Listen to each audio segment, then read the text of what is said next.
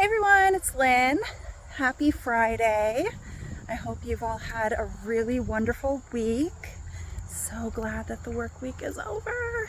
I swear it's harder when it's a 4-day weekend because we just had Labor Day and a day off, and it was busy this week, but we made it, and here I am getting some extra steps in at the park.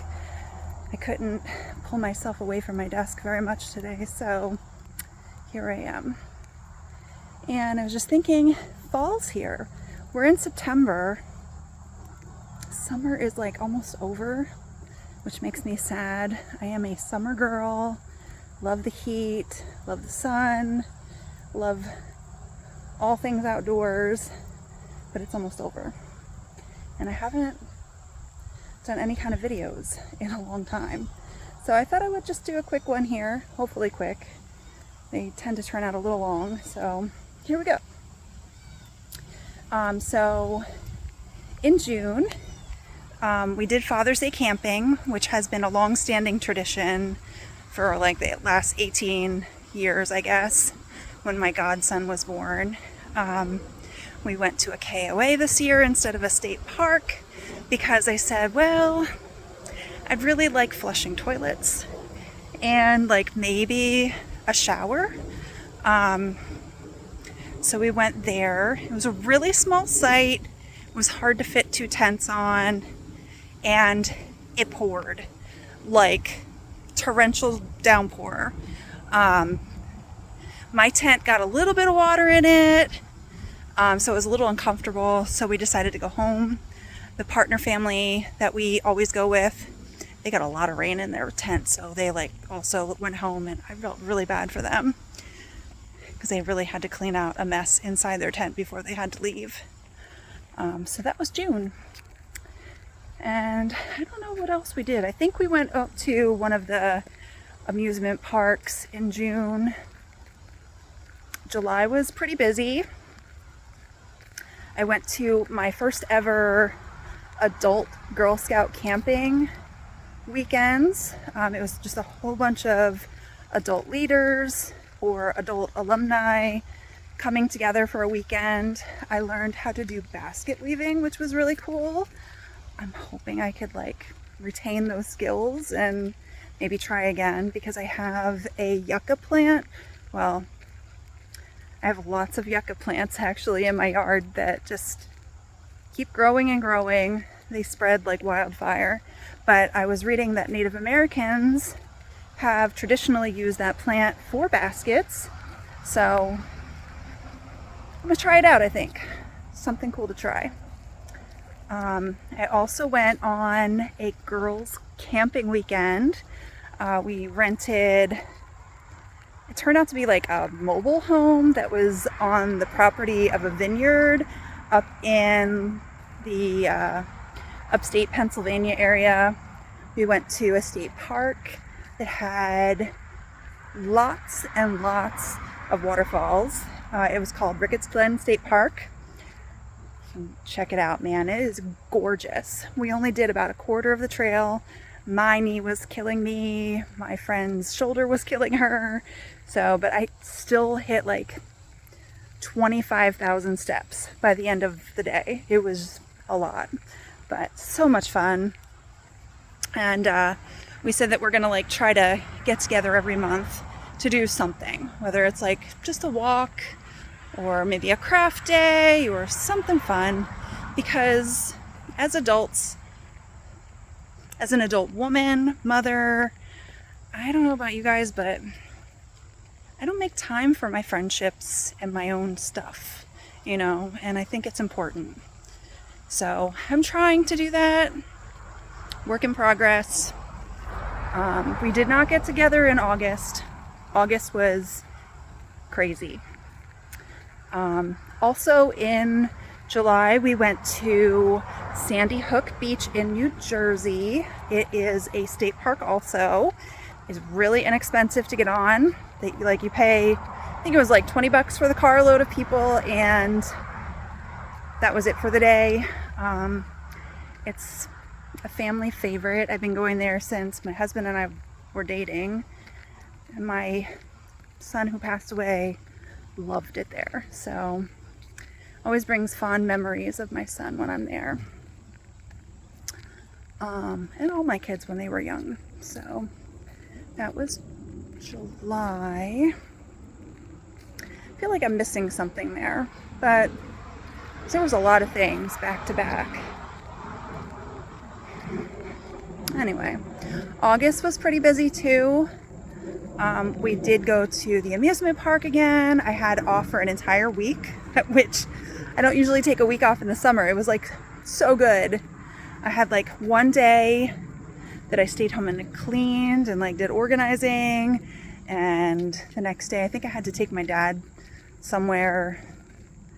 Went to the amusement park.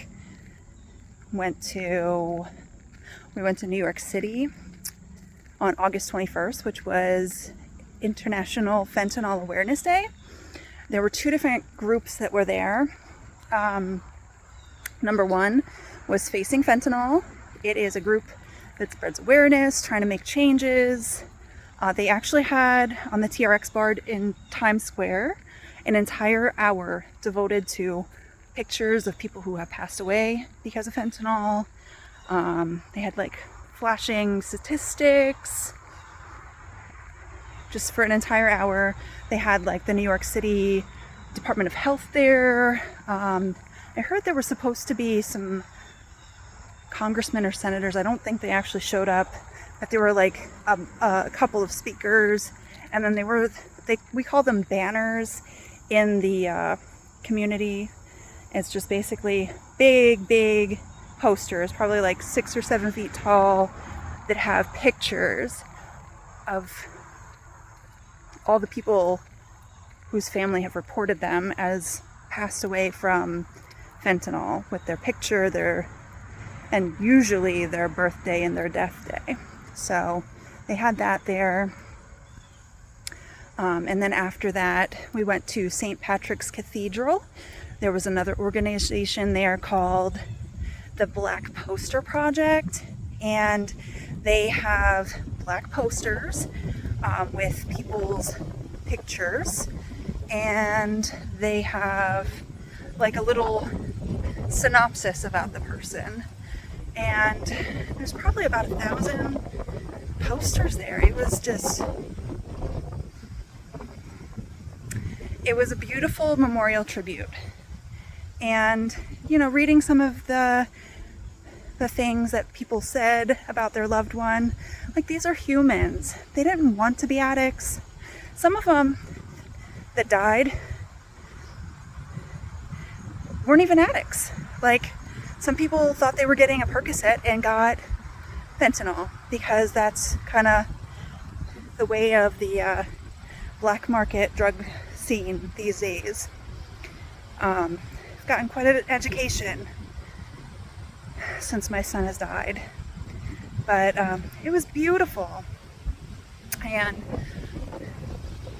seeing my son represented in New York City amongst all these other people, it was such a strong, beautiful thing. And like the saddest one that I saw, there was a lot. I mean, that all makes me sad. But the absolute saddest thing that I saw there was a black poster of a young woman and her baby, who was born and died on the same day because of fentanyl. So sad. And these groups, they spread awareness, and I appreciate it. Things are not the same as they were 5, 10, 15 years ago. You think you're maybe trying to use marijuana and has some fentanyl in it. It's really, really bad. I don't use any of that stuff. I don't even drink alcohol anymore. Just turns me off because of all the things that happen in my family. But the awareness that these groups are spreading is wonderful, and hopefully it saves people. So that was our New York City. We also did all the fun things. We went to FAO Schwartz and we danced on the piano there.